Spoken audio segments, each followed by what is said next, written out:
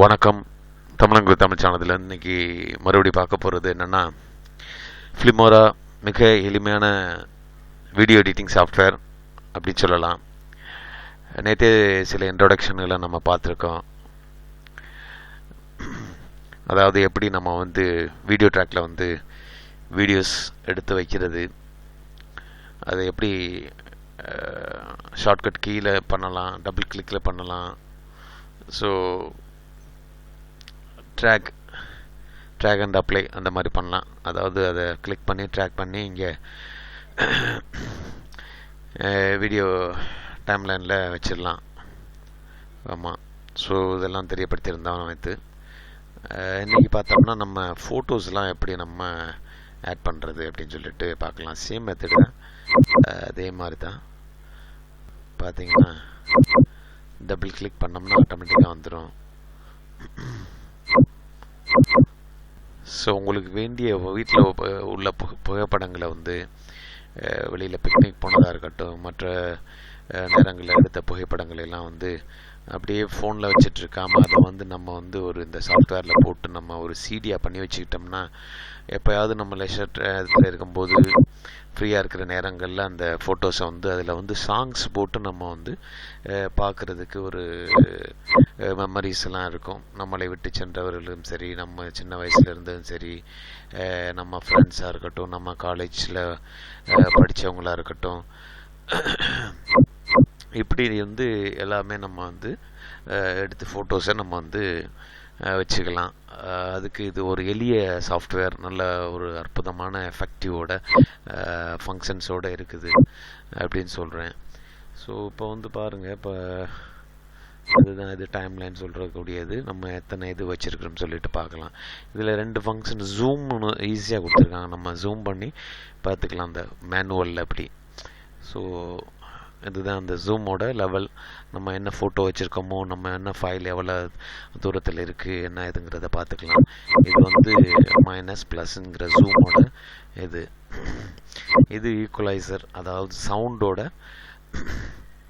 Sound சிஸ்டத்தை, video control sound சிஸ்டத்தை இது பண்ணுற மாஸ்டர், இதெல்லாம் நம்ம ப்ளே பண்ணி பார்க்கலாம். அதை அட்ஜஸ்ட் பண்ணிவிட்டு அதுக்கு அந்த செட்டிங்ஸு இங்கே கொடுத்துருக்காங்க.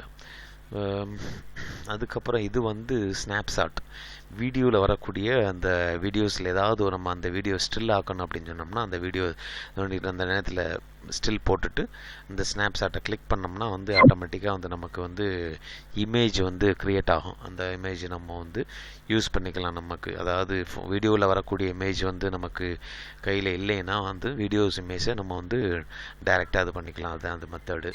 இதில் பார்த்தீங்கன்னா பொதுவாக நியூ ப்ராஜெக்ட்டு 16 பாயிண்ட் இதை தான் நம்ம சூஸ் பண்ணணும். ஓப்பன் ப்ராஜெக்ட்னா ஆல்ரெடி இருக்கக்கூடிய ப்ராஜெக்ட். ஓப்பன் ரீசன்ட் ப்ராஜெக்ட்னா நம்ம என்னென்ன பண்ணியிருக்கோமோ அது.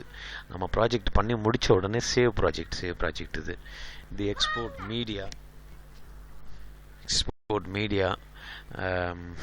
மன்னிக்கணும், எக்ஸ்போர்ட் மீடியா இது. அடுத்து மீடியா ஃபைலை இது பண்ணுறது, மீடியா ஃபோல்டரு, கேமரா இல்லாட்டி ஃபோனில் இருக்கக்கூடியதுகளை இது பண்ணுறது.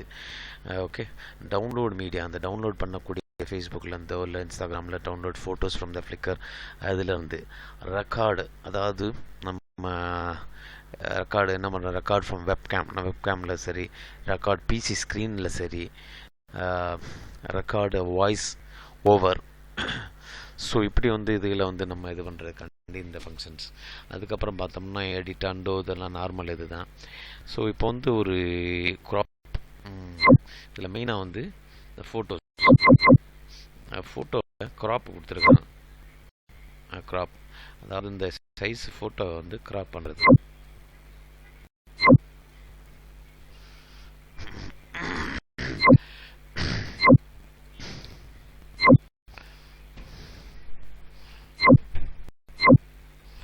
ஆல்ரெடி க்ராப் பண்ணி தான் இருக்குது இந்த இமேஜ். ஸோ நம்ம என்ன சைஸ் வேணுமாலும் இதை க்ராப் பண்ணிக்கலாம்.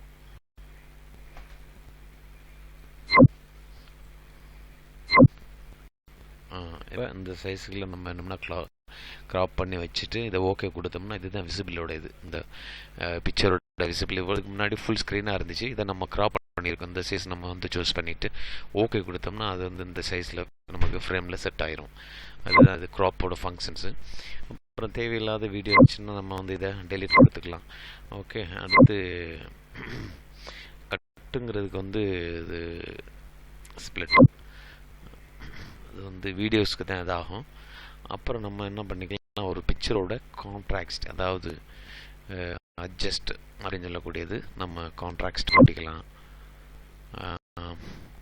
பின்ன இது பிரைட்னஸ்ஸு பாருங்கள் கூடுது பாருங்கள். அப்புறம் டின்ட்டுன்னு சொல்லக்கூடியது வந்து, அதுக்கப்புறம் ஒரு பிக்சரோட இதை வந்து நம்ம எவ்வளோ தூரம் நம்ம இது பண்ணணும். ஒரு பிக்சர் இங்கே வந்து 5 செகண்ட்ஸ் அதாவது போட்டிருக்குது, நம்ம 10 செகண்ட்ஸாக வச்சுக்கலாம். அப்போ வந்து பெருசாகும் பாருங்கள். ஸோ இது வந்து நம்ம பிக்சர் நமக்கு எக்ஸ்டெண்ட் பண்ணி கொடுக்கணும், கொஞ்சம் வீடியோஸை கொஞ்சம் டைம் கொடுக்கணும்னா அந்த மாதிரி எக்ஸ்டெண்ட் பண்ணிக்கலாம். இல்லாட்டி வந்து நார்மல் ஃபீச்சர்ஸ்லேயே வந்து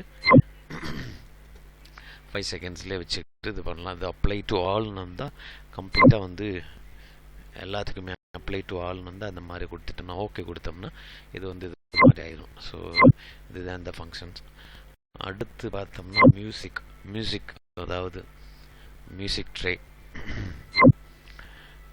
நிறைய ஃபங்க்ஷன், நிறைய மியூசிக் கொடுத்துருக்காங்க. இதில் உங்களுக்கு பிடிச்சமான மியூசிக் இருந்துச்சுன்னா நீங்கள் எடுத்து பண்ணிக்கலாம். இல்லையா நம்ம வந்து மியூசிக் வந்து இம்போர்ட் பண்ணி வச்சுக்கலாம், மியூசிக் ஃபைல்ஸ். ஆமாம்,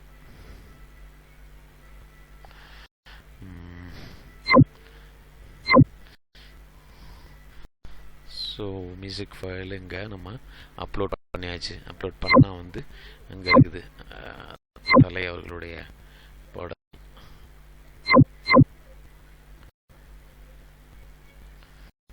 ஸோ மியூசிக் ட்ராக் வந்துருச்சு.